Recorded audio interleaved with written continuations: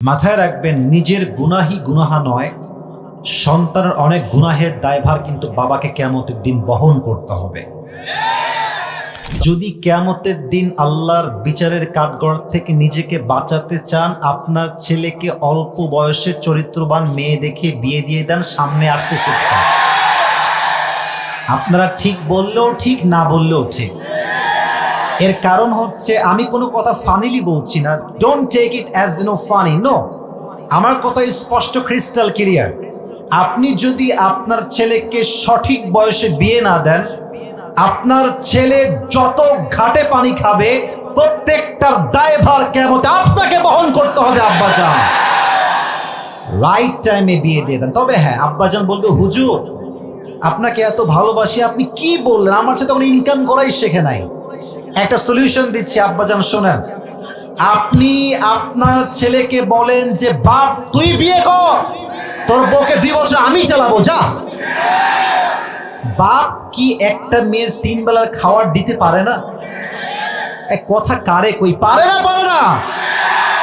পারে, কিন্তু কেন দেয় না? মনোমাইন্ড খারাপ সমাজের জন্য। বলে যে একটা সামাজিকতা আছে, মেয়ে আসবে রাজকন্যার মতো, পালকিতে আসবে, BMW-তে আসবে, ওই দেওয়া লাগবে, 10 লাখ দেনমোহর হবে।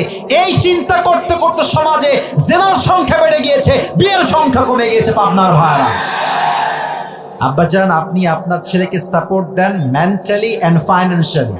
আল্লাহ আমার বাবাদেরকে বোঝার তৌফিক দান করুন, পড়া আমিন। রাগটা করেন নাই তো আপনারা কেউ? আমাকে ইনশিওর করেন, রাগটা করেন নাই তো আবার কেউ?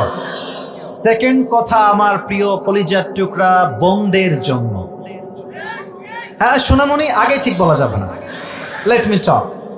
অনেক বোনেরা আজকের মাহফিলে বোরকা পরেই আসছেন, হিজাব পরে আসেন, আমি জানি।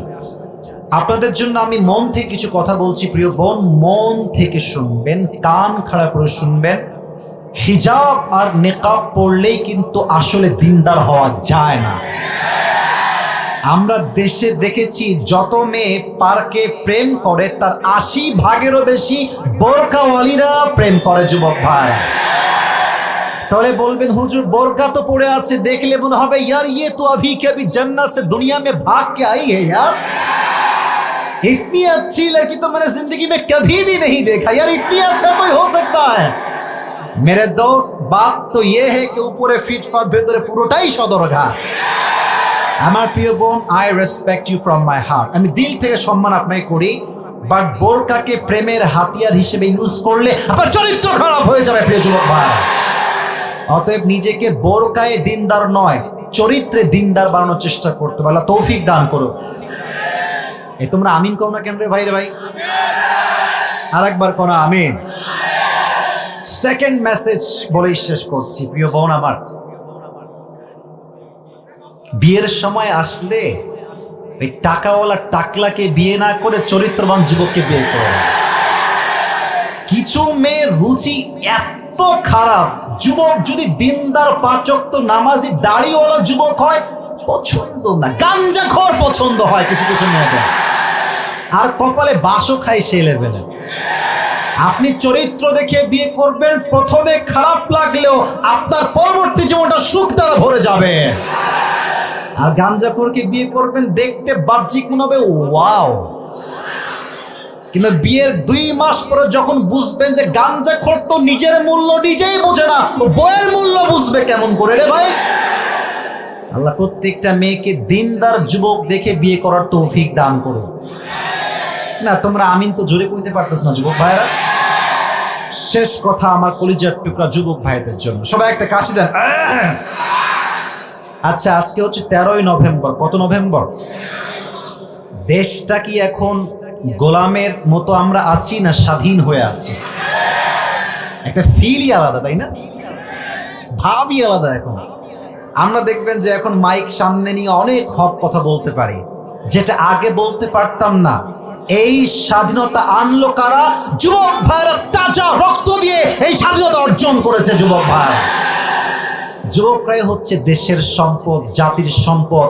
পুরো দেহের মেরুদণ্ড হচ্ছে সবচেয়ে আসল জিনিস। মেরুদণ্ড ঠিক তো পুরো দেহ ঠিক, মেরুদণ্ড নষ্ট তো পুরো দেহটা বাঁকা হয়ে যায়। জেনারেশন যদি ঠিক থাকে, যুব সমাজ, পুরো দেশ ঠিক থাকবে। যুব সমাজ নষ্ট, পুরো দেশটাই নষ্ট হয়ে যাবে। তো তোমাদের জন্য আমার কথা একদম ভেরি শর্টকাট, ছোট্ট কথা, অল্প কথা।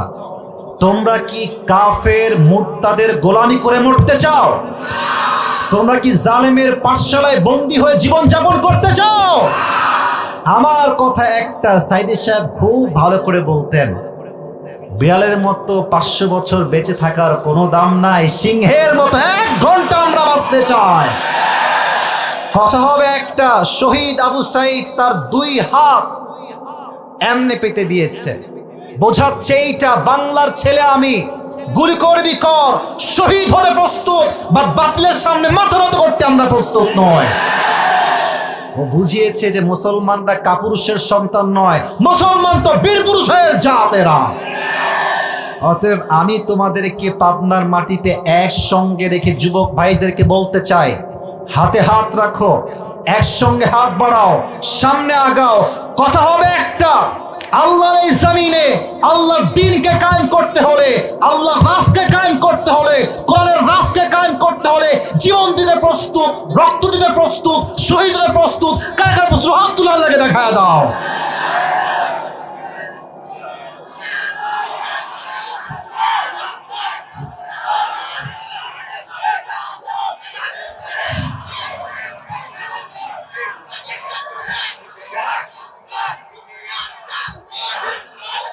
আল্লাহ কবুল করুন, পড়া আমিন, জোরে সোরে পড়া আমিন।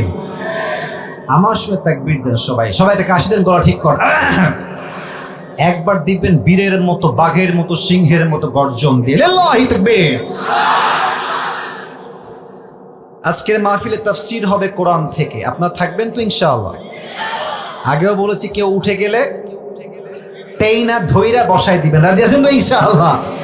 আচ্ছা, আমি প্রথমে জিজ্ঞেস করতে চাই, আজকের এই মাহফিলে বিবাহিত কে কে আছেন একটু হাত তুলেন তো। অনেক কম, বেশি নাই। আচ্ছা, হাত নামান। এবার সিঙ্গেল কারা, তারা একটু হাত তোলো। হ্যাঁ, সত্যি নাকি না মিথ্যা? কারো বউ নাই? Sure sure sure? সামনে শীতকাল, খুব কষ্টে তোমরা আছো আমি জানি। আব্বাজান আর দেরি নয়, এবারে শীতকাল যুবকদের কম্বল দিয়ে ঠান্ডা নয়, শীত যাবে একমাত্র বউ দিয়ে। অতএব সময় থাকতে চরিত্রবান বিয়ে এই শীতে আমাকে দেওয়াই লাগবে। এবারে শীত বিয়ে করার শীত, ঠিক কিনা বলো? আল্লাহ সবাইকে দিনদার নেককার বউ দিয়ে পড়া আমিন। আমরা 3টা তাকবীর দিব, বিবাহিতরা একটা দিবেন, অবিবাহিতরা আরেকটা দিবেন, আর সবাই মিলে আরেকটা দিব। দেখবো কার জোর আজকে কত বেশি। বিবাহিতরা প্রথমে একটা গলা কাশি দেন, দেখবো কে জিতে আজকে। বিবাহিতরা সবাই রেডি আছেন তো ইনশাআল্লাহ? সবাই বিবাহিতরা, সিঙ্গেলরা চুপ থাকো না, তোমরা হেরে যাবা। বিবাহিত ভাইরা তাকবীর দেন একটা। Just married people, single people is not allowed here in this point actually. বিবাহিত ভাইরা তাকবীর দেন, লিল্লাহি তাকবীর। এই সাউন্ড অনেক ভালো আছে রে সিঙ্গেল ভাইরা, হেরে যাবো নাকি তোমরা সবাই? ওকে, লেটস ট্রাই। সবাই সিঙ্গেল ভাইরা কাশি দেন। হ্যাঁ হ্যাঁ হ্যাঁ হ্যাঁ, মাশাআল্লাহ। লাইনে আসেন আপনারা, দেখা যাক কে পারে। লিল্লাহি তাকবীর। বিবাহিতরা fail. I am so sorry, বিবাহিত ভাইরা ফেল করে গিয়েছে। এবার আমরা সবাই মিলে তাকবীর দিব, এমন তাকবীর দিবেন স্যার আমরা সবাই মিলে স্টেজ ভেঙে নিচে পড়ে যাব। দেখা যাক কে কত পারে, একবারই দিবেন। লিল্লাহি তাকবীর। আল কোরআনের আলো। ভুল হয়েছে, সরি টু সে দ্যাট। আমাদের বলতে হবে সংসদে যাব, কারণ আমি আসিফ সারা জীবন ওয়াজ করে তা করতে পারবো না সংসদে আইন পাশ করলে যা বাস্তবে রূপ ধারণ করবে।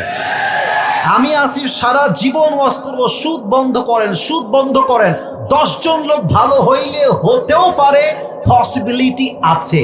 বাট আজ যদি সংসদে আইন পাশ হয়, যেই সুদ খাবে 10 বছরের জেল, এই দেশের সুদটা 1 মাসেই বন্ধ হয়ে যাবে। আমরা বলবো সংসদে যাও। Let's try again together. আল কোরআনের আলো। আল হাদিসের আলো, কোরআন হাদিস যেখানে, জোরে কোরআন হাদিস যেখানে, আলেম ওলামা যেখানে, পাবনাবাসী যেখানে, ঈশ্বরদীবাসী যেখানে, আল্লাহ তাআলা মন থেকে দোয়া করছি, আল্লাহ কবুল করুন। পড়া আমিন। আমি তাফসীর শুরু করছি, একটা অ্যানাউন্সমেন্ট দিয়েই তাফসীর শুরু করতে চাই। আজকে আপনাদের পাবনাদের ভাইদের জন্য, পাবনার ভাইদের জন্য একটা গিফট নিয়ে আসছি আমার পক্ষ থেকে। নেবেন তো?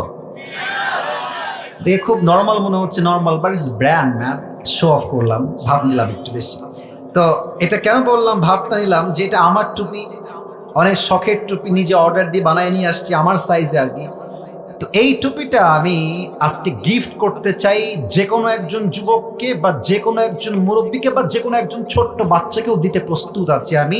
বাট যোগ্যতা লাগবে একটা। কয়টা? কথা কোন কয়টা? আমি আসিফ এখন যে আয়াত থেকে তাফসীর বা যে সূরা থেকে তাফসীর পেশ করব, আমার পুরো লেকচারটাই হবে কনস্ট্রাকটিভলি ইনশাআল্লাহ, পুরোটাই গঠনমূলক হবে। যদি কোনো যুবক, আচ্ছা একটা সুযোগ আছে, আপনি চাইলে আপনার অ্যান্ড্রয়েড ফোন বা আইফোনের নোটপ্যাডে লিখতে পারেন, নো প্রবলেম অ্যাট অল, চাইলে লিখতে পারেন। অথবা আপনি চাইলে আপনার ডায়েরিতে কলমে লিখতে পারেন, no problem, not a big deal. তবে হ্যাঁ, ওয়াজ যখন শেষ হয়ে যাবে, পুরো আয়াতের তাফসীর বা সূরার তাফসীর যখন শেষ হয়ে যাবে, আমি বলবো আমি যা যা বলেছি কে বলতে পারবা, একজন দাঁড়াবেন, একজন সুযোগ দেওয়া হবে। যদি আপনি আমার প্রশ্ন অনুযায়ী উত্তর করতে পারেন, তবেই আজকে এই টুপিটা আপনার মাথায় আমি পরিধান করাই দিব। রাজি আছেন? একটু কমে গেছে ইনশাআল্লাহ, বলেন সবাই ইনশাআল্লাহ। শেষ তাকবীর দেন, লিল্লাহি তাকবীর। আজকে যেই কিতাব থেকে আমরা তাফসীর করব, এই কিতাবটার নাম হচ্ছে আল কোরআন। কিতাবটার নাম, যে পারার থেকে তাফসীর করব আমি প্রশ্ন করেও জবাব দিবেন সবাই এক বাক্যে একসাথে একই টাইম। 30 নম্বর পারা। যুবক ভাইয়েরা, মুরব্বী আব্বাজানরা, পাবনার ভাইয়েরা, কত নম্বর পারা? Right answer. যে সূরার থেকে আমরা তাফসীর পেশ করব, সূরাটার নাম হচ্ছে সূরাতুল কাউসার। বলেন সবাই সূরাতুল। এটা হচ্ছে কোরআনুল কারীমের সবচেয়ে বড় সূরা। বড় না ছোট? শুধুই কি ছোট না সবচেয়ে ছোট? আচ্ছা, এই সূরার আয়াত সংখ্যা হচ্ছে মোট 3টা। বলেন সবাই কয়টা? ওদিকে সাউন্ড খুবই কম, লেটস ট্রাই अगेन। কয়টা? এই সূরার রুকু হচ্ছে জাস্ট একটা। বলেন সবাই কয়টা? এই সূরাটা হচ্ছে কোরআনুল কারীমের 108 নম্বর সূরা। 100 কত নম্বর সূরা? 8। আর এই সূরার শেষ এন্ড ফাইনাল কথা হচ্ছে, এটা মাদানী সূরা নয়, এটা হচ্ছে মাক্কি সূরা। সুবহানাল্লাহ পড়েন সবাই। এবার আসুন আমার তাফসীরের দিকে ঢুকে যাই। ইমাম সানাউল্লাহ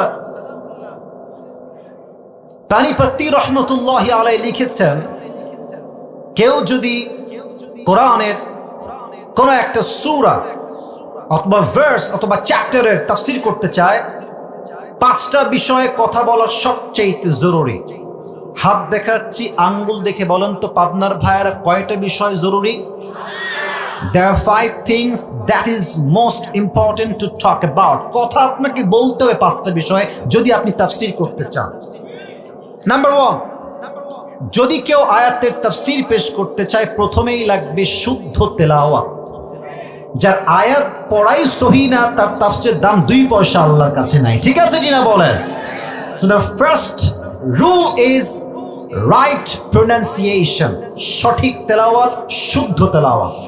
2, right translation, সঠিক তরজমা। 3rd, Shaan নুজুল, what's the background behind it? Why Allah subhanahu wa ta'ala has revealed this surah when he has revealed this surah? Allah কেন নাজিল করলেন, কোন সময়ে দিলেন, প্রেক্ষাপটটা কি ছিল, জানার দরকার। পাবনার ভাইরা সবাই বলেন তো আছে না নাই? 3 গেল। 4, what is the explanation of this surah? এই আয়াতের ব্যাখ্যা কি, ইন্টারপ্রিটেশন কি? 4, 5, what's the lesson that you have got from this surah? আপনি এই সূরার তাফসীর পড়ে, ব্যাখ্যা পড়ে কি শিক্ষাটা পেলেন জানতে হবে। চুপ করে বসে থাকো, না না মজার সময় মজা, সিরিয়াস মুডে সিরিয়াস হলে, এটাই মুসলমানদের ব্যক্তিত্ব। আপনি সবসময় হাসবেন, মজা করার ব্যক্তিত্ব নষ্ট হয়ে যাবে তো। অলওয়েজ হাসাহাসি না, হাসার সময় হাসাহাসি, যখন কান্নার ওয়াজ কান্না, হাসির ওয়াজ হবে হাসি হবে, ঠিক কিনা বলে? আমি এখন পুরো সিরিয়াস মুডে কথা বলছি, বাবুরা একদম ডিস্টার্ব করবো না। আপনারা একটু দেখে দেখেন, না যে যুবক ভাইরা আছে দেখে রাখবেন, আর কোনো সাউন্ড চাচ্ছি না। রাজি আছেন তো ইনশাআল্লাহ? প্রথমে আসুন সূরার সঠিক তেলাওয়াত আমি পড়ছি। কেউ মোবাইল ফোনে হাত দিবেন না, ফেসবুকে যাবেন না। মায়েরা বোনেরা প্লিজ মেহেরবানি করে, আমি অনেক রিপোর্ট পাই আমার ফেসবুক পেজে যে মেয়েরা মাহফিলে এসে ফেসবুকে মেসেঞ্জারে কথা বলে, ভিডিও কলে কথা বলে। What is this? আপনি কি মাহফিলে ওয়াজ শুনতে আসেন না ভণ্ডামি করতে আসেন? এখানে ওয়াজ শুনবেন, কোরআন পড়বো আমি, ফাস্তামিউ লাহ, কলিজার থেকে শ্রবণ করতে হবে, ঠিক কিনা বলেন পাবনার ভাইরা?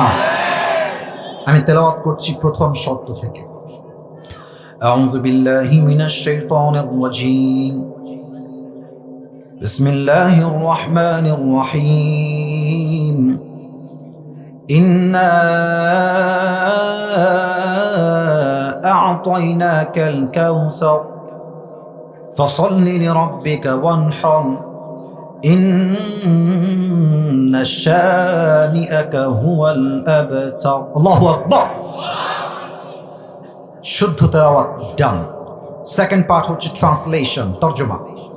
আল্লাহ তাআলা বলছেন, ইন্না আ'তাইনাকাল কাউসার, o my prophet, indeed we have granted you কাউসার। ইয়া রাসূলুল্লাহ, ইয়া হাবিবাল্লাহ, আমি আল্লাহ তাআলা আপনাকে হাউজে কাউসারের মতো নিয়ামত নিজেই দান করেছি। সুবহানাল্লাহ পড়ে। ফাসাল্লি লিরাব্বিকা ওয়ানহার, so perform the salah and sacrifice to your Lord alone. অতএব আপনি নামাজ পড়ুন, কোরবানি করুন, লোক দেখানোর জন্য নয়, মানুষকে খুশি করার জন্য নয়। It's just not for show off, লোক দেখানোর জন্য নয়। আমার নামাজ, আমার কোরবানি এক সপ্তাহ খুশির জন্য হবে। তিনি কে? সেকেন্ড আয়াতের তরজমা। থার্ড, ইন্না শানিআকা হুয়াল আবতার, O my prophet, indeed the one who hates you is truly cut off from any goodness. Ya Rasulullah, যারা আপনার সামনে বেয়াদবি করবে, যারা আপনার বিপক্ষে ফেসবুকে লিখবে, যারা আপনার ছবিকে অঙ্কন করে কার্টুন করবে, যারা আপনার সঙ্গে বিদ্বেষ পোষণ করবে, আমি আল্লাহর ওয়াদা সূরা কাউসার আমি দিলাম, যে আপনার সঙ্গে বেয়াদবি করবে, আমি আল্লাহ তার পুরো বংশকেই নির্বংশ করে দিব। আল্লাহু আকবার। এই ওয়াদা এই আয়াতে করেছে এক সপ্তাহ। আওয়াজ দিয়ে বলেন তো পাবনার ভাইরা, তিনি কে? এবার আসেন 3 নাম্বার চ্যাপ্টার। এটা বলতে গেলে আমাকে হাদিসের ঘটনায় যেতে হবে। ঘটনা বলার সময় জরুরি হচ্ছে দুটি বিষয়। এক, ঘটনা যে আমি বলছি আপনার ঠিক বেঠিক বলা জরুরি নয়, আমি কোন ধারায় বলছি, কি বলছি, that is most important. Number 2, ঘটনা যে আমি বলছি আপনি কি শিক্ষা পেলেন, দ্যাট ইজ মোস্ট ইম্পর্টেন্ট, ঠিক কিনা বলেন? বলেন তো আমরা যেই নবীর উম্মত, সেই নবীর নাম কি? মুহাম্মদুর রাসূলুল্লাহ। পড়েন সবাই সাল্লাল্লাহু। শান্তভাবে, আমি কোনো সাউন্ড নাই, শান্তভাবে সবাই পড়েন সাল্লাল্লাহু আলাইহি ওয়াসাল্লাম। আমি প্রশ্ন করছি, উত্তর দিবেন নরমাল আওয়াজে, খুব উঁচু আওয়াজ লাগবে না। নবীজির বাবার নাম কি ছিল? একটু আরেকটু জোরে বলো, নাম কি ছিল? আচ্ছা, সেকেন্ড কোয়েশ্চেন। আমি কাউকে বাধাতে চাচ্ছি না, আমি আপনাদেরকে আলোচনায় ঢুকাতে চাই তো, মনোযোগ বাড়াতে চাই তো। Just for your concentration I am trying to motivate you, আপনাকে আমি অনুপ্রাণিত করার ট্রাই করছি। নবীজির মায়ের নাম কি ছিল? বামে বলেন ভাইরা, নবীজির মায়ের নাম কি ছিল? আমিন। দুধমা হালিমাতু সাদিয়া রাদিয়াল্লাহু তাআলা আনহা, বলেন সবাই মারহাবা। আচ্ছা, নবীজির চাচার নাম কি ছিল? আরে ভাই জানেন তো, ভয় কেন লাগছে? বলেন না সবাই, নবীজি চাচার নাম কি ছিল? আবু তালেব। নবীর দাদার নাম কি ছিল? Abdul Muttalib. শেষ প্রশ্ন, last question in this point. নবীজির বউ তো ছিল মোট 11টা। পাবনার ভাইরা, মোট কয়জন ছিলেন? নবীজির প্রথম স্ত্রীর নাম কি ছিল? সবাই বলেন এক বাক্যে। খাদিজাতুল কুবরা রাদিয়াল্লাহু তাআলা আনহা। বলেন আল্লাহু আকবার। নবীজির বয়স যখন মাত্র 6, নবীজি মাকে নিয়ে মদিনার থেকে মক্কায় ফিরে আসছেন। আমার যুবক ভাইয়েরা, তোমরা মনে করো যে তোমার মায়ের চেয়ে তোমার গার্লফ্রেন্ড আপন, ঘোড়ার আন্ডার আপন। তোমার গার্লফ্রেন্ড 1 নম্বরের স্বার্থপর। তুমি বিশ্বাস করো আমার যুবক ভাই, তোমার পায়ে হাত রেখে বলছি, তোমার পৃথিবীতে একমাত্র নিঃস্বার্থ তোমাকে ভালোবাসে তোমার মা, তোমার বাবা। ঠিক কিনা বলো? নবীজি ফিরে আসছেন মাত্র বয়স 6, একদম 6 বছরের ছোট্ট শিশু মুহাম্মদ সাল্লাল্লাহু আলাইহি ওয়াসাল্লাম মদিনার থেকে মক্কায় ফিরে আসছেন। হঠাৎ করে নবীর আম্মাজান 2 হাত এমনি বুকে দিয়ে বসে পড়েছে। নবীজি বলছে, আম্মাজান আপনার কি হয়েছে? আপনি এরকম করছেন কেন? অস্থির হয়ে গেছে। যদি আমি এটাকে 2024 সালে নিয়ে আসি, আমি এটাকে বলবো এটার নাম হচ্ছে হার্ট অ্যাটাক। যদি ব্রেন স্ট্রোক হয় বলে আমরা ব্রেন স্ট্রোক। যদি হার্টের সমস্যা হয়, ঠাস করে পড়ে যায়, এটাকে আমরা সায়েন্টিফিকলি বলি হার্ট অ্যাটাক। নবীর মায়ের ওখানে হার্ট অ্যাটাক হয়েছে। নবীজি মায়ের কাছে দৌড় দিয়ে আসছে, মাত্র 6 বছর বয়স। নবীজির মা এমনে পড়ে গেছে। নবীজি নিজের কোল পেতে দিয়েছে মাকে শোয়ার জন্য। সুবহানাল্লাহ পড়বেন না? নবীজির মা নবীজির কোলে শুয়ে আছে, এমনে নবীজি হাত দিয়ে আছে। আম্মা আপনার কি হয়েছে? আম্মা আপনি এরকম করছেন কেন? আপনি অস্থির কেন হচ্ছেন? নবীজির মায়ের শেষ বাক্য, মুরব্বীরা কানটা খাড়া করেন, যুবক ভাইরা কানটা খাড়া করেন। নবীজির মায়ের শেষ বাক্য নবীর জন্য, আরবিতে বলছি, তারপরে বাংলা বলব। নবীজি বলছেন, আম্মা জান আপনার কি হয়েছে? মা লাকি ইয়া উম্মি। নবীজির মা বলছেন, ইয়া মুহাম্মদ, কুল্লু জাদীদিন বাদ ওয়া কুল্লু হাইয়িন মাইয়িত ওয়া লাকাদ ওয়ালাদতু তুহরা। হে মুহাম্মদ, প্রত্যেক নতুন জিনিস একদিন পুরাতন হয়ে যায়, প্রত্যেক যৌবন একদিন ফুরিয়ে যায়। বাট আমি আমেনার বিশ্বাস, আমার গর্ভ থেকে আমি এক এমন যুবকের জন্ম দিয়েছি, এমন এক শিশুর জন্ম দিয়েছি, যার আলোতে পুরো পৃথিবীটাই আলোকিত হয়ে যাবে। এই কথা বলেই নবীজির মা শেষ, ওখানেই ইন্তেকাল। আমার দিকে তাকান, নিজের মাকে একটু এখানে নিয়ে আসেন, যে আপনার মা আপনার কোলে চোখের সামনে শেষ। ভাবেন, আল্লাহ না করুক, আপনি ভাবেন।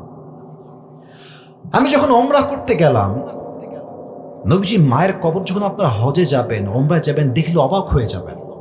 চতুর্পাশে পাথর আর পাথর, এ পাশেও পাহাড়, এ পাশেও পাহাড়, হিল ট্রাক্স এরিয়া, এদিকে পাথর, ওইদিকে পাথর। আপনি অবাক হবেন যে নবীর মায়ের কবরটা এখানে দিল কেমনে? খালি পাথর আর পাথর। কোন মতে পাথরগুলো হটিয়ে নবীর মাকে কবর এমনি ওখানেই দিয়ে দিয়েছে। কবর যখন দিয়ে দিয়েছে, নবীজি মায়ের কবরে, আমার হাত দেখেন, আমার কপাল দেখেন, এমনি ভুট হয়ে আছে। আমি দেখাতে পারছি না exactly at that way, but আমি বলছি কি, আমার চেহারা দেখেন এমনি ভুট হয়ে গেছে, 2 হাত এমনি কবরে রেখে দিয়েছে। ডাক দিয়ে বলছে, আম্মা জান আপনি কোথায় গেলেন? আপনাকে ছাড়া আমি বাসায় ফিরে যাব না। আম্মা আপনি কোথায় গেলেন? এদিকে উম্মে আইমান, নবীজির দাসী ছিলেন একজন উম্মে আইমান, এমনি নবীর হাত ধরে টানছে, Muhammad come back, come back, ফিরে আসো, তোমার মা কখনোই ফিরে আসবে না, বের হয়ে আসো, চলো বাসায় চলো। এমনি টেনে হিচড়ে ধরে পাহাড় থেকে নিচে নেমে গেছে, অনেক দূর নিয়ে গেছে মুহাম্মদ সাল্লাল্লাহু আলাইহি ওয়াসাল্লামকে। নবীজি মায়ের মায়া এত বেশি ছিল, ওই দূর থেকে আবার উম্মে আইমানের হাতকে এমনি ছিটকে ছেড়ে দিয়ে আবার মায়ের কবরে দৌড় দিয়ে চলে আসছে। সুবহানাল্লাহ!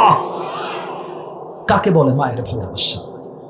দীর্ঘ 57 বছর পর, হায়াতের শেষ জীবনে 63 বছর বয়সে নবীজি আবার মায়ের কবরে আসছেন।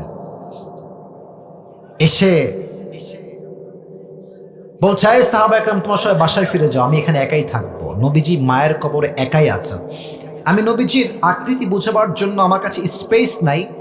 দেখবেন মাঝে মাঝে বাচ্চারা চকলেট চাইলে যদি আপনি না দেন, দেখবেন যে এই 2 হাঁটু এই পর্যন্ত তুলে, আর এই 2টা হাত দিয়ে এমনি কাঁদে। আমার কথা কি বোঝা যায়? এই 2 হাঁটু তুলে এই বুক বরাবর নিয়ে আসে, দেখবেন দেওয়ালের সঙ্গে হেলান দিয়ে এমনি চুপ করে পাগলের মতো কাঁদে বাবুরা, বাচ্চারা। নবীজির 63 বছরের জীবনের শেষ মুহূর্তে হায়াতের নবীজি মায়ের কবরের কাছে এমনি হাঁটু তুলে 2 হাত এমনি ঢেকে দিয়ে বসে বলছে, আম্মা জান আপনি যাওয়ার পরে আমি বুঝতে পারলাম দুনিয়াতে মা ছাড়া সবার ভালোবাসায় স্বার্থ লুকিয়ে আছে, আর কেউ মায়ের মতো ভালোবাসতে পারে না। এক নাম্বার বাক্য মায়ের কবরের সামনে। দুই নাম্বার বাক্য, এটা খুবই সেন্সিটিভ। দুই নাম্বার বাক্য নবীজির মায়ের কবরের সামনে। নবীজি বলছে, আম্মা জান, যদি আপনি বেঁচে থাকতেন, আবারও বলছি হাদিসটা, I repeat again, I quote again, আমি আবার বলছি, ও আম্মা জান, যদি আপনি বেঁচে থাকতেন দুনিয়ার জমিনে আমি আপনার কত খেদমত করতাম। ভালো করে শোনেন, এশার নামাজ আমি পড়তাম, আল্লাহু আকবার, দাঁড়িয়ে গেছি নামাজে, সূরা ফাতিহা পড়ছি, নামাজে দাঁড়িয়েছি নামাজে, আর আমার মা ওই ঘর থেকে বলছে, ইয়া মুহাম্মদ, আমি আবার বলছি, নবীজি বলছে আমি নামাজ দাঁড়িয়েছি এশারের নামাজ, আমার মা বলছে ইয়া মুহাম্মদ, আমি নবীজি নামাজ ছেড়েই বলতাম, লাব্বাইক আম্মা জান, আপনার খিদমতে আপনার সন্তান হাজির হয়ে যাবে। সুবহানাল্লাহ পড়েন সবাই। নামাজ ছেড়ে দিতাম। থাক কথা, শেষ কথা, আম্মা জান, যদি আপনি আমার মা হয়ে দুনিয়ায় বেঁচে থাকতেন আমি আপনার এত খেদমত করতাম, এত খেদমত করতাম, এত খেদমত করতাম, পুরো পৃথিবী ইতিহাস হয়ে থাকতো যে মাকে ভালোবাসলে এইভাবেই ভালোবাসা যায়। সুবহানাল্লাহ। আজকে নিউজ পড়লাম সকালে, এই যে মাগরিব পরে আসার সময় দেখলাম এক ছেলে, এই আজকের একদিনের নিউজ, গার্লফ্রেন্ডের পাল্লায় পড়ে মাকে কুপিয়ে হত্যা করে ফ্রিজে ঢুকায় রাখছে। আজকের খবর। কত নিকৃষ্ট চিন্তা হতে পারে, কত জঘন্য চিন্তা হতে পারে। বেশিরভাগ যুবক মেয়েদের পাল্লায় পড়ে ছ্যাঁকা খেয়ে গাঞ্জাকে চরিত্র ইমান সব নষ্ট হয়ে যায় যুবক ভাইরা। তখন সে ভালো কাজ আর খারাপ কাজের মাঝে কোনো পার্থক্য খুঁজে পায় না। নবীজি এমনি কাবার সাথে হেলান দিয়ে কাঁপতেছে, আনাস আসছে, এসে বলছি, ইয়া রাসূলুল্লাহ, আপনার মন খারাপ কেন? আপনার চোখের কোঠায় পানি কেন ইয়া রাসূলুল্লাহ? নবীজি ডাক দিয়ে বলছে, আনাস, আমি হচ্ছে এমন একজন নবী, জন্মের পূর্বে আমার মা নাই, আমার বাবা নাই, জন্মের 6 বছর পরে আমার মা নাই, চাচা আবু তালেব সেও বিদায় নিয়েছে, আব্দুল মুত্তালিব সেও বিদায় নিয়ে চলে গিয়েছে, আমার একমাত্র কলিজার টুকরা বউ আম্মাজান খাদিজা সেও বিদায় নিয়েছে, আমাদের আম্মাজান। সুবহানাল্লাহ পড়বেন না নাউজুবিল্লাহ পড়বেন, তো হুজ হিসাব আসবে না ভাই। না, আমি বলছি যে সুবহানাল্লাহ পড়বেন, নাউজুবিল্লাহ আপনার হিসাবই আসবে না। কারণ একটা মানুষের জীবনে এত কষ্ট শুনলে মানুষ তো অবাক হয়ে যায়, এত কষ্ট সহ্য করে কেমনে? আমাদের জীবনে একদিন অভাব, একবেলা খাইনি, বলে ভাই তুই কেমন আছিস? বলছে আমার জীবনে সুখ বলতে কিছুই নাই রে ভাই, আল্লাহ আমাকে কিছুই দেয় নাই। বাট নবীর এত কষ্ট, নবী যে একটা বাক্য বলছে, আলহামদুলিল্লাহ আলা কুল্লি হাল, যা হয়ে যাক যাক, আমি আল্লাহর রহমতে অনেক ভালো আছি। সুবহানাল্লাহ পড়েন। আনাস বলছে, নবীজি কি কষ্ট আর বলেন? বলছে আমার কানে খবর আসছে আম্মার ইবনে ইয়াসিরকে, সাহাবায়ে কেরামদেরকে কাফেররা কি করেছে? ডান হাত দেখেন, ডান পা এক উটে বেঁধেছে এমনে, এক উটের সাথে, বাম পা আর এক উটের সাথে বেঁধেছে এমনে রশি দিয়ে, 2 উটকে 2 দিকে ছেড়ে দিয়েছে। উটের চাপে এমন ভাবে চাপ লেগেছে, পুরো দেহের এই রান দেহ থেকে বিচ্ছিন্ন হয়ে আলাদা হয়ে গেছে। আমার কানে খবর আসছে বেলাল রাদিয়াল্লাহু তাআলা আনহুকে কাফেররা 2 হাত এমনে দিয়ে, এখানে একটা প্যারেক, এখানে একটা প্যারেক, আর বুকের উপরে বিশাল লম্বা একটা পাথর চাপিয়ে এইভাবে শুয়ে রেখেছে মরুভূমির উত্তপ্ত গরম বালুর ভেতরে। আমার কানে খবর আসছে কাফেররা সুমাইয়া রাদিয়াল্লাহু তাআলা আনহাকে শহীদ করেছে এমন ভাবে, আমি বলবো কেমনে, আগে রেপ করেছে সবাই মিলে। আমি বলতে লজ্জা লাগে, বাট আমাকে হাদিসটা না বললে আপনারা ইসলাম যে কত কষ্টে আসছে আপনি টের পাবেন না। এদিকে দেখেন, একটা মেয়েকে, রাগ করবেন না আমার কথা, এটা হাদিস থেকে বলছি, সব কাফেররা গণধর্ষণ করেছে। নাউজুবিল্লাহ, তো কিছু পড়েন না আপনারা ভাই। এবার তার এক পা এই দিকে দিয়ে বেঁধে দিয়েছে, আর এক পা এই দিকে দিয়ে দড়ি দিয়ে বেঁধে দিয়েছে, আর কাফেররা সবাই মিলে তীর এমনে তাক করে সুমাইয়া রাদিয়াল্লাহু তাআলা আনহার লজ্জাস্থানে তীর মেরে জায়গায় শহীদ করে দিয়েছে। একটা মেয়ের কি পরিমাণ কষ্ট আপনি চিন্তা করেন তো। সমস্ত কাফের মিলে ধর্ষণ করেছে, আর তার 2 পা 2 দিকে টাঙিয়ে রেখে দড়ি দিয়ে বেঁধে প্যারাক দিয়ে মেরে দিয়ে লজ্জাস্থানে তীর মেরে শহীদ করেছে। আল্লাহু আকবার, কি স্যাক্রিফাইস, কি জীবন, কি ঈমান, কি তাগড়া ঈমান তাদের। আর কাফেররা বলছে মুহাম্মদ, নাউজুবিল্লাহ, এবার জোরে বলবেন, বলছে মুহাম্মদ তোরে তোর রব ভালোবাসে না, তাই তোর কোনো সন্তান দুনিয়াতে বেঁচে নাই, তুই হচ্ছিস লেজ কাটা বংশের মানুষ। আস্তাগফিরুল্লাহ, আস্তাগফিরুল্লাহ, নাউজুবিল্লাহ। এই কথা আমি তো বলছি ব্যাখ্যার জন্য, আমার বলতো আমার হাত পা কাঁপতেছে, আমি কেমনে নবীর সামনে কথা বলতে পারি? বলছে তোর বংশের লেজ কাটা, তো কোনো পুত্র সন্তান বেঁচেই নাই। আচ্ছা বলেন তো, এই যে এতগুলো হাদিস বললাম নবীর জীবন থেকে, আপনার কি মনে হয় পাবনার ভাই, নবীর জীবনে কষ্ট কি কম না অনেক বেশি? আমাকে বলেন, অনেক কম না অনেক বেশি? এমনি হেলান দিয়ে নবীজি বসে আছেন। তো দেখেন, এই যে কথা বলছি, ডানে বামে কত যুবক মুরব্বী তাকায় আছেন আমার দিকে। একবার ডানে তাকাই, একবার বামে তাকাই, একবার সারের দিকে তাকাই, এইদিকে তাকাই, মাঝে মাঝে নিচের দিকেও তাকাই। তো আনাস কথাগুলো শুনতে শুনতে এত কান্না পেয়েছে আনাসের, আনাস মাথাটা নিচু করে, এখন কিন্তু হাদিসের মেইন পয়েন্টে আমি আছি, মূল কথায়, এমনি মাথাটা হালকা করে নামিয়েছে, কথা বলতে বলতে in the middle of conversation, কথার মাঝেই মুখটা হালকা নামিয়েছে। জাস্ট 30 সেকেন্ড পরে চোখ তুলেছে, নবীর দিকে তাকিয়েছে। একটু আগে নবীর দুই চোখ বেয়ে বেয়ে পানি ঝরছিল, অশ্রু ঝরছিল। 30 সেকেন্ড পরে তাকিয়ে দেখছে নবীজির পুরো চেহারায় উজ্জ্বল ঝলমলে মুচকি হাসি বের হচ্ছে। সুবহানাল্লাহ। আনাস বলছে, নবী হে, কথা বলো না, থাক না, ওভাবেই থাক, কথা বলো না। ইয়া রাসূলুল্লাহ, আপনার চোখে তো পানি ছিল, আপনি হাসছেন কেন? নবীজি ডাক দিয়ে বলছে, আনাস, আমার হাসির কারণ হলো আমি সত্যি অনেক কষ্টে ছিলাম, বাট আমার কষ্ট দূর করার জন্য আল্লাহ রাব্বুল আলামিন এই মুহূর্তে আমাকে হাউজে কাউসারের মতো নিয়ামত এখনই জিবরাইল দিয়ে গিয়েছে। সুবহানাল্লাহ।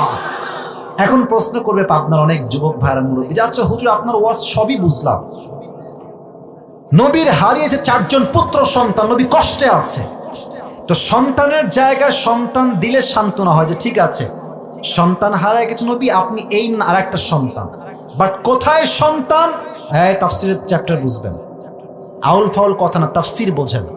কোথায় সন্তান আর কোথায় পানি? পাবনার ভাড়া কোন, তো বাহ্যিকভাবে পানির সঙ্গে সন্তানের কোনো মিল কি আছে? বোঝে নাই, কোনো মিল কি আছে? আমি আসিফের ছেলে মরে গেছে, আমি কষ্টে আছি, আল্লাহ বললো আচ্ছা যাও, ছেলে মরে গেছে, তোমাকে একটা মেয়ে সন্তান দিলাম, এটা নিয়ে সান্ত্বনা পাও। স্যার আমার কথা কি ঠিক আছে? আল্লাহ বলছে আপনাকে আমি হাউজে কাউসার দিলাম, হারিয়ে গেছে সন্তান, আল্লাহ দিচ্ছে হাউজে কাউসার, পানির মাঝে সন্তানের মাঝে তো বাহ্যিক কোনো মিল নাই, তো নবীজি হাসলেন কেন? ব্যাখ্যার দরকার যুবক ভাইরা মুরব্বীরা, আছে না নাই? তাফসীরের 4টা ব্যাখ্যা পেয়েছি, শুনবেন তো আপনারা সবাই। একজন যুবককে আমি চাই, লাল গেঞ্জি, লাল লাল লাল লাল, বসো, লাল বাবাজি উঠা যাবে না, একদম ওয়াশরুম ছাড়া, যদি জরুরত হয় উঠবেন। একজন মুরব্বী চাই বা যুবক চাই যে দাঁড়িয়ে একটা তাকবীর দিবে বাঘের মতো। কে আছে? লিল্লাহি তাকবীর বলবে। কে আছে? না, নারায়ে তাকবীর বা লিল্লাহি তাকবীর বলতে হবে।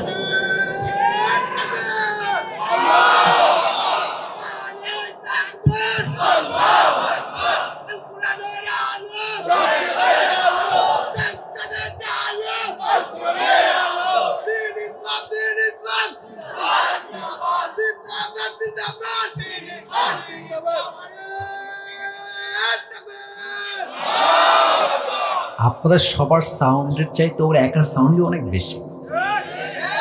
হ্যাঁ, তোর বউ কনফার্ম রে? আল্লাহকে দিনদার নেককার বলতে দিক পড়া এক।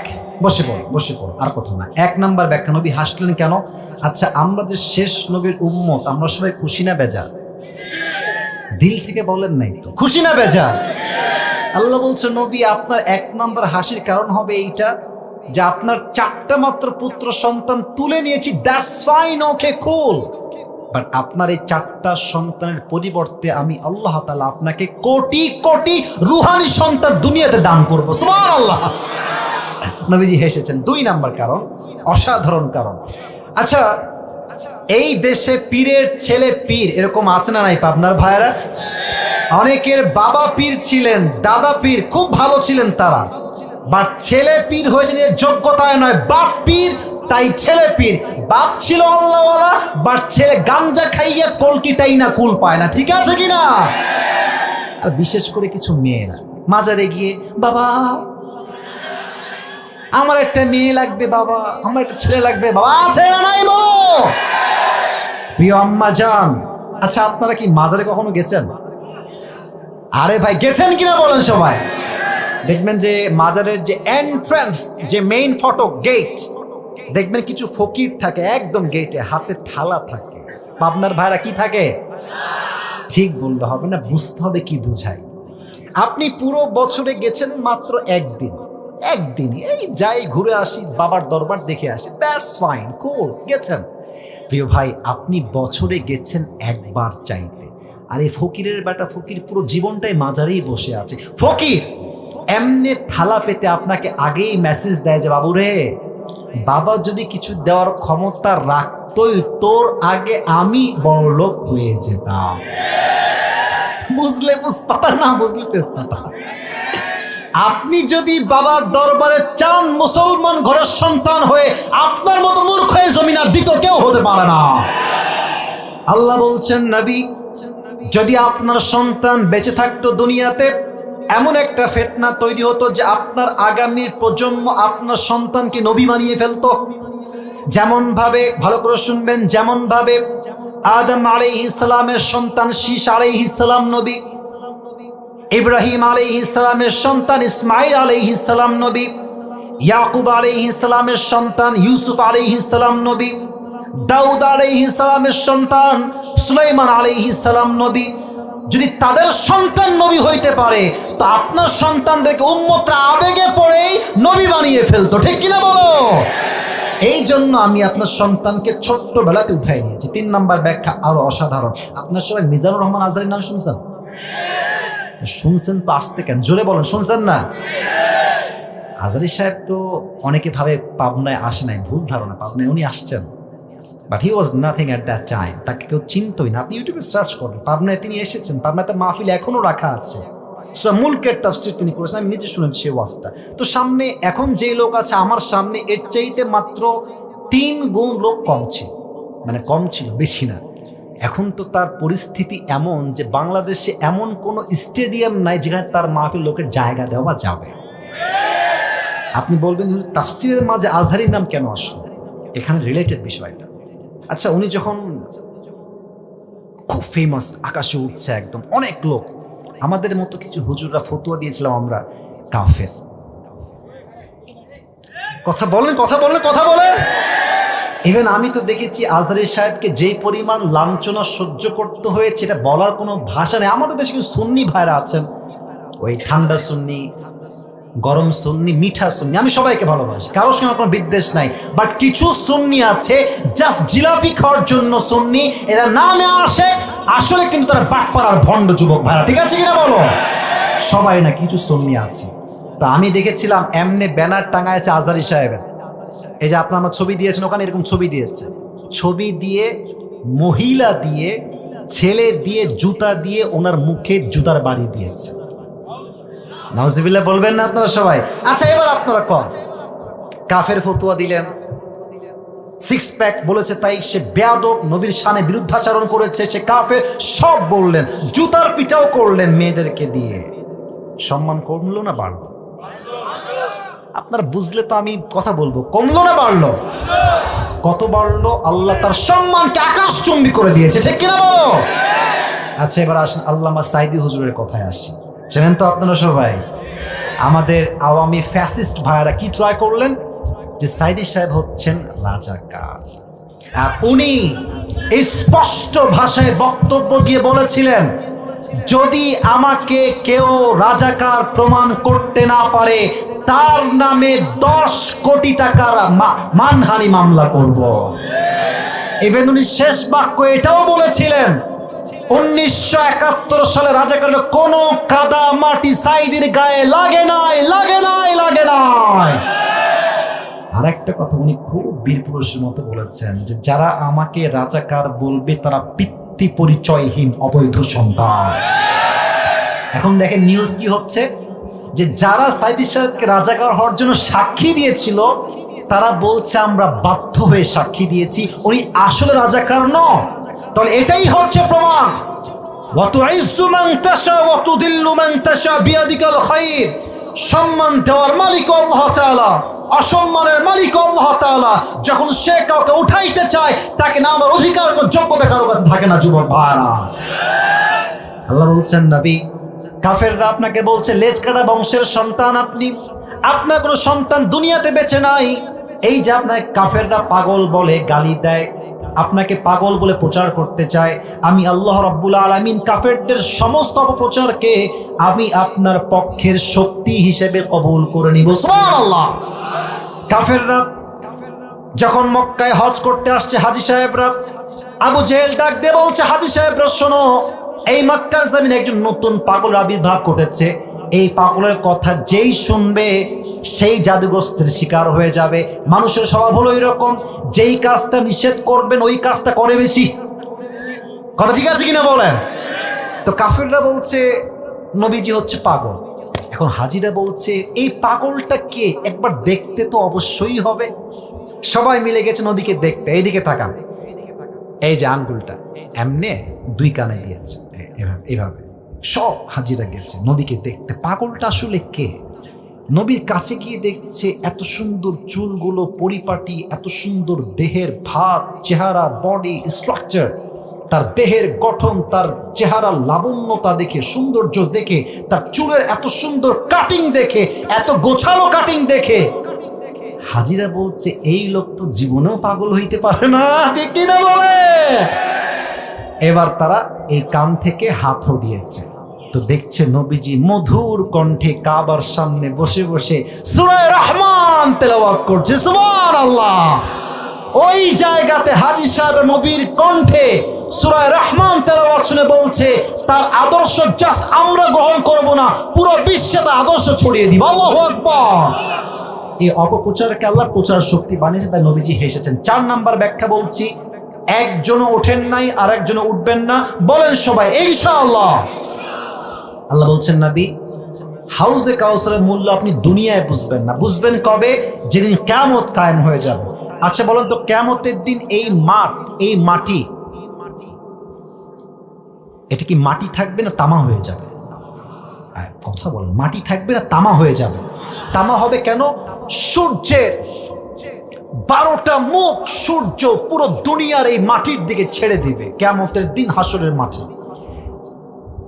রোদের তাপে পুরো জমিনটা আঙ্গারের মতো তামা তামা হয়ে যাবে। মানুষগুলো তৃষ্ণায় তাদের জিহ্বাগুলো কুকুরের মতো এমনি ঝুলতে থাকবে।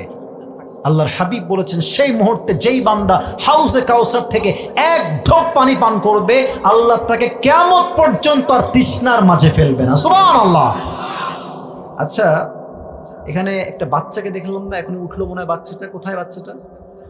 ওই যে ওকে একটু এদিকে নিয়ে আসেন তো। আমি আয়াতের তাফসীর করার জন্য ডাকছি, ওখানে ধমক দিব না, একটু এদিকে নিয়ে আসেন।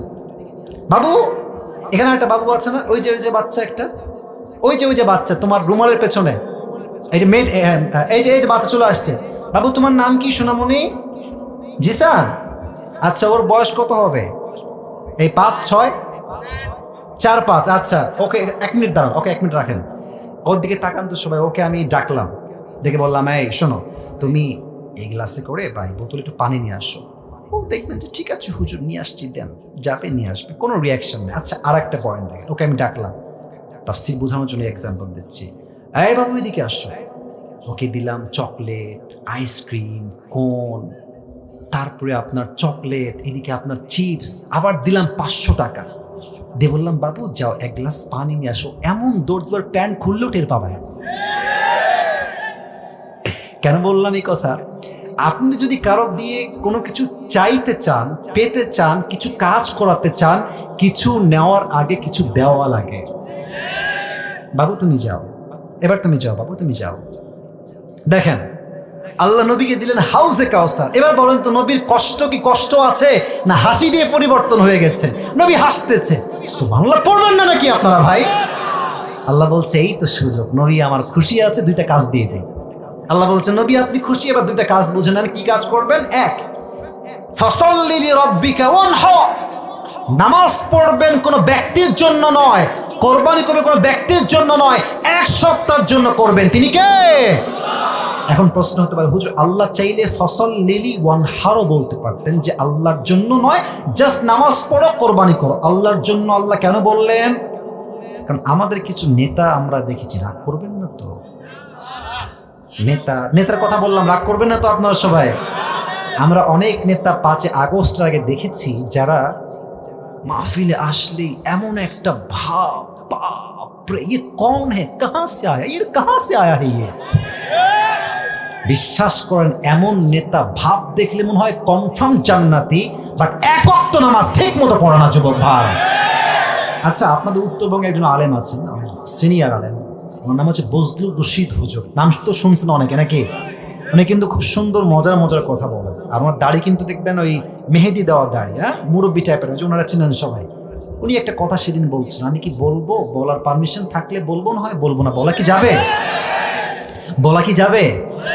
উনি টাঙ্গাইল বা বগুড়া, নাম স্পষ্ট বললেন না, ওয়াজ করছিলেন। তো ওই মনে করেন ওয়াজ জমে ক্ষীর, মানে হচ্ছে সবাই খুব মনোযোগ দিয়ে ওয়াজ শুনছেন। নেতারা খুব চালাক, যখনই ওয়াজ জমে যাবে গাড়ির বহর নিয়ে আসবে, আর চামচা তাই কিন্তু চামচা, আমার নেতা চরিত্র ফুলের মতো পবিত্র, নামাজ পড়ে না এক অর্থ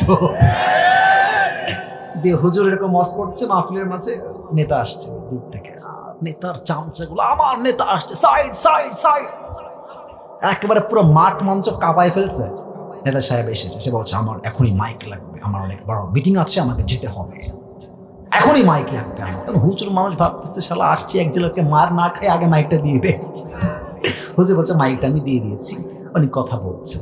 তো সালাম কালাম তো উনি দিলেন না, ওনার কথা শুরু নামাজ, নামাজ প্রিয় ভাই, নামাজ নামাজ, কথার শুরুতেও নামাজ, মাঝেও নামাজ, শেষও নামাজ নামাজ নামাজ।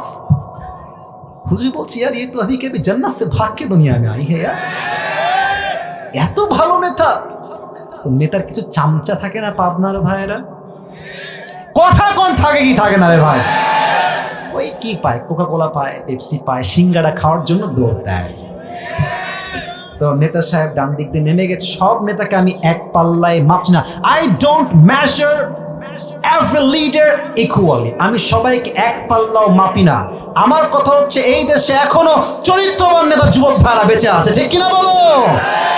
তো হুজুর ওই চামচা যেটা আছে নেতা, ওরা ঠুটছে এদিকায়, বলছে কিরে তোর নেতা যে পরিমাণ নামাজ নিয়ে কথা বললো, খুব নামাজ পড়ে তাই না রে?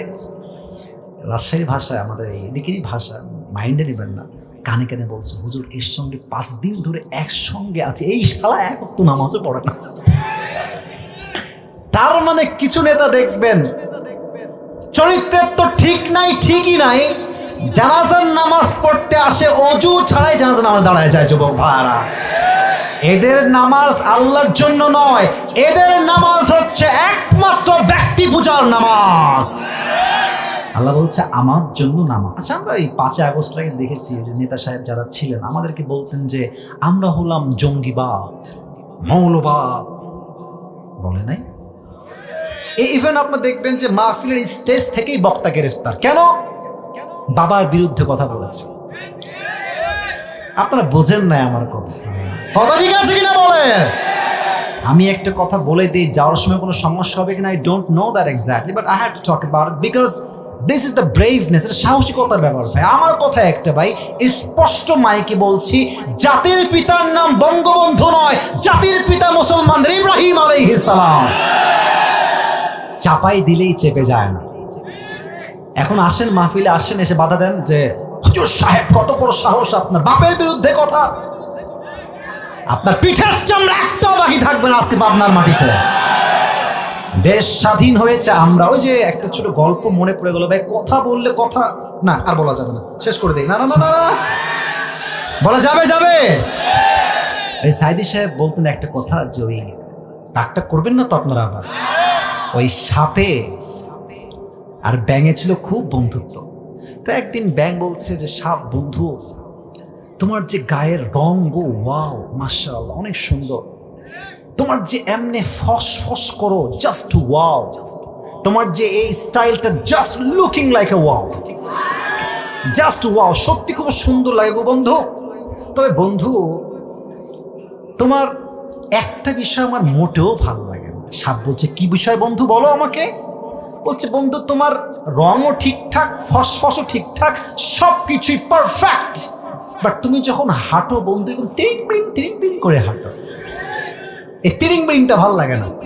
তো সাপ বলছে বেয়াদব, এত বড় সাহস, তুই আমার ভুল ধরিস, এমনি ফস করে উঠেছে। আর ব্যাং বলছে ও বাবা এত প্রশংসা করলাম ভাল লাগলো না, একটা বদনাম করলাম গায়ে লেগে গেল। ব্যাং মারছে লাভ, গিয়ে পড়ছে পুকুরে।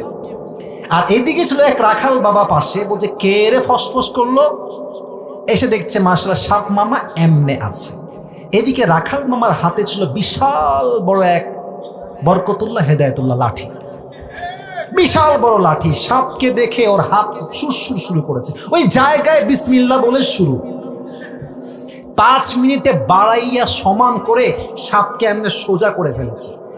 2 ঘন্টা পরে ব্যাং বলছে কি রে বন্ধুর কোনো ফসফস নাই, বন্ধু গেল কোথায়?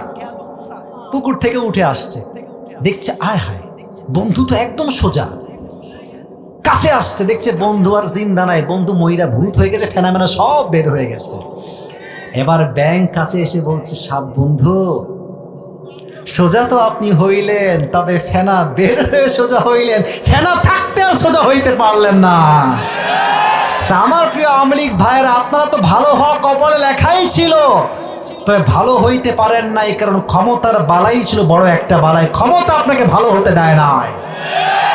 অনেক আওয়ামী লীগ করে ভাইরা জানে যে আমার নেতার চরিত্র নিকৃষ্ট চরিত্র, বা স্বার্থের জন্য তার পক্ষে তারা গুণগান গেয়েছে। ফসল্লি রব্বিকা ওয়ানহার, নামাজ পড়বা নেতার জন্য নয়, ব্যক্তি পূজার জন্য নয়, নামাজ হবে জাস্ট এক সপ্তাহের জন্য। তিনি কে বলেন তো? আমাদের ইসলামের দ্বিতীয় খলিফার নাম কি ছিল? ওমর ফারুক রাদিয়াল্লাহু তাআলা আনহু। আবার জিজ্ঞেস করছে আমাদের ইসলামের দ্বিতীয় খলিফার নাম কি? ওমর ফারুক। শেষ হাদিস বলছি, শেষ ভালো যার সব। আমি দেখেন, আমি কিন্তু ওয়াজ শুরু করছি 10:30টার সময়, আমার সময় হচ্ছে 1 ঘন্টা। আমি যুবকদেরকে বলেছি আমার ফর্ম দেওয়া আছে, তবে হ্যাঁ সব জায়গায় নিয়ম দিয়ে নয়, কিছু জায়গায় ভালোবাসা দিয়েও হিসাব করতে হয়। আমি 12টা পর্যন্ত ওয়াজ করতে চাই, আপনারা আমাকে সময় দিবেন তো ইনশাআল্লাহ? তাকবীর লিল্লাহি তাকবীর।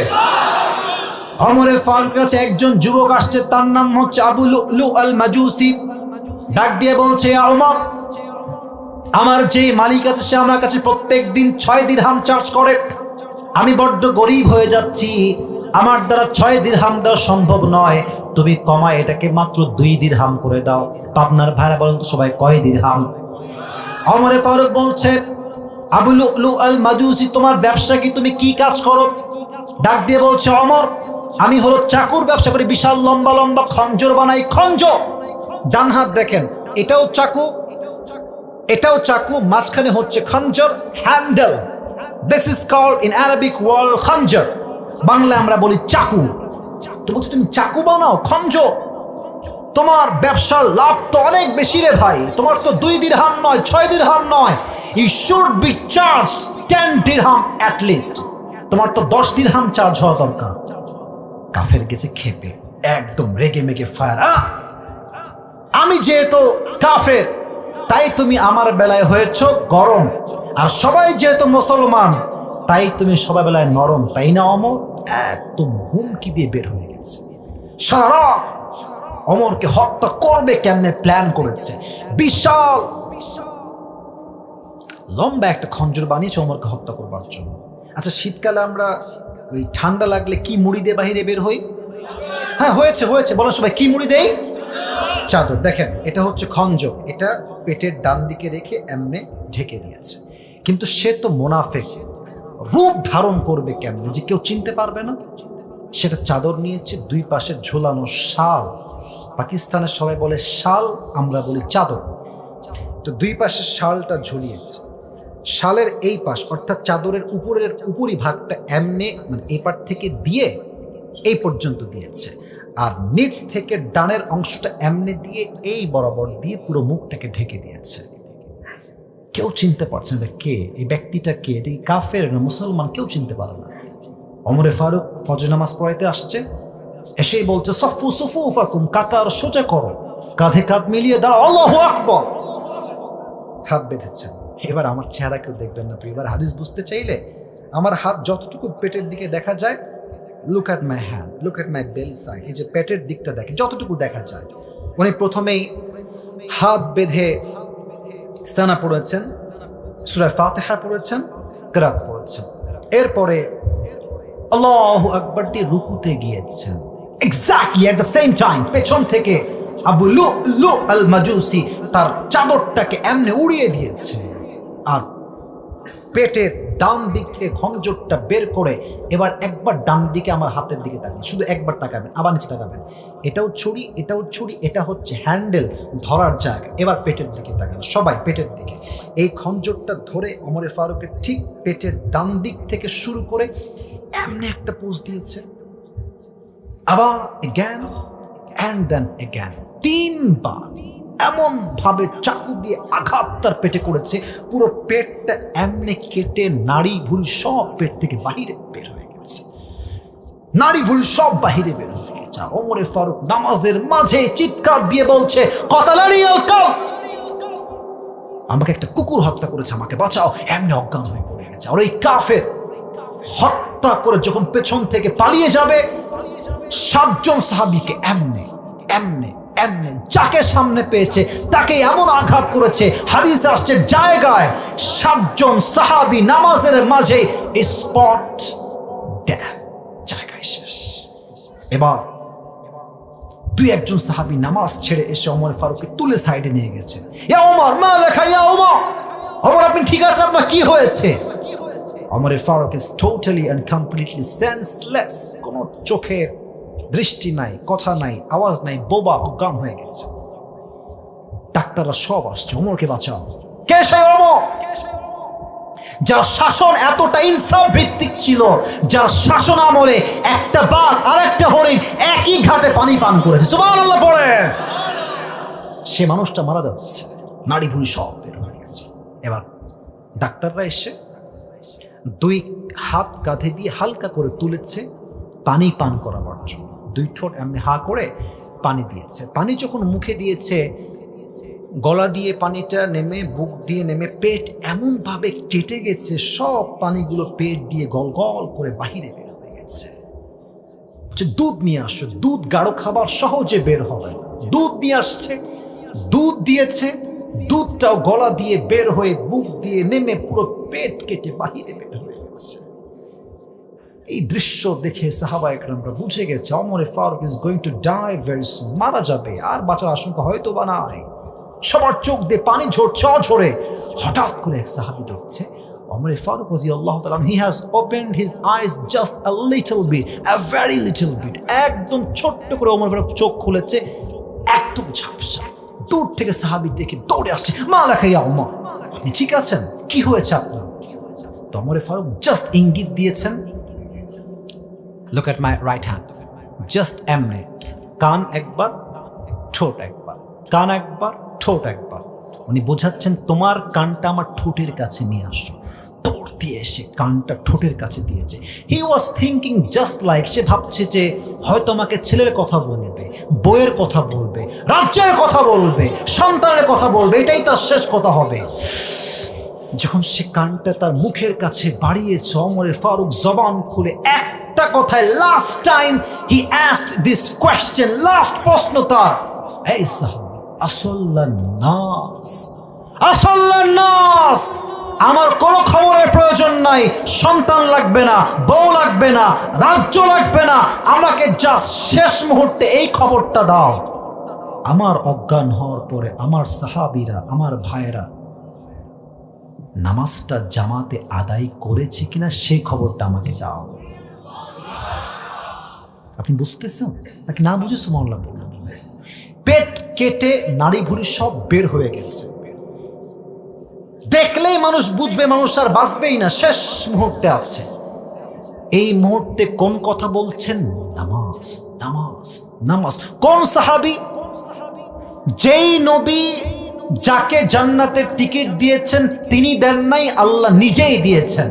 আল্লাহ তাআলা নবীর মাধ্যমে ওমর ফারুককে দুনিয়াতেই সুসংবাদ দিয়েছেন, ওমর তুমি মরার সঙ্গে সঙ্গেই তোমার জান্নাতের টিকিট কনফার্ম আল্লাহ করে দিয়েছে। সুবহানাল্লাহ। এই মানুষটা জান্নাতের টিকিট নবীর হাত থেকে পেয়েও নামাজ পড়ে নাই। আর তুমি কোন কনফার্ম জান্নাতি যে নামাজের আজান হয় আসরের আর যুবকরা মোড়ে মোড়ে দাঁড়িয়ে পাবজি এবং ফ্রি ফায়ার খেলে বেড়ায়? আজান হচ্ছে মসজিদে, মুরব্বী এলাকার চায়ের দোকানে বসে বিড়ি টানে আর টিভিতে বাংলা সিনেমা দেখে বেড়ায়। আজান হচ্ছে মসজিদে, কিছু নির্লজ্জ বেহায়ামে বাহিরে এমন ভাবে বেপরদায় হেঁটে বেড়ায় জাস্ট যুবকদের চোখ নয়, মুরব্বীর চোখ ইমান দুটোই নষ্ট হয়ে যায়। তুমি জান্নাতের টিকিট কই পেয়েছো? নামাজ তুমি কেন পড়তে চাও না? এজন্য আজহারী সাহেবের নানা গোলাম সারওয়ার সাইদি হুজুর একটা কথা বারবার বলতেন, ঠিক হলে ঠিক বলবেন, হয় চুপ থাকতেন। উনি বারবার বলতেন, নামাজ নাই যার ইমান নাই তার। বলেন বলেন বলেন। উনি আর একটা কথা বলতেন, নামাজ নাই যার মুসলিম হিসেবে পরিচয় দেওয়ার কোন যোগ্যতাই তো তার নাই আল্লাহর জামিনে, ঠিক কিনা বলো? নামাজ হচ্ছে মুসলমানদের জীবনের সবচেয়ে গুরুত্বপূর্ণ ইবাদত। ফাসাল্লি লিরাব্বিকা ওয়ানহার, perform the salah and sacrifice to your Lord alone. নামাজ পড়বেন আল্লাহর জন্য, কোরবানিও করবেন আল্লাহর জন্য। Last ayah, I will translate of this ayah and then I will finish my speech. Inna shani'aka huwal abtar, O my prophet, indeed the one who hates you is truly cut off from any goodness. যা আপনার শানে বিরুদ্ধাচরণ করবে, আপনার সম্মানে গুস্তাখি করবে, আমি আল্লাহ তার সমস্ত সম্মানকে মাটির নিচে মিশিয়ে ধূলিসাৎ করে দেব।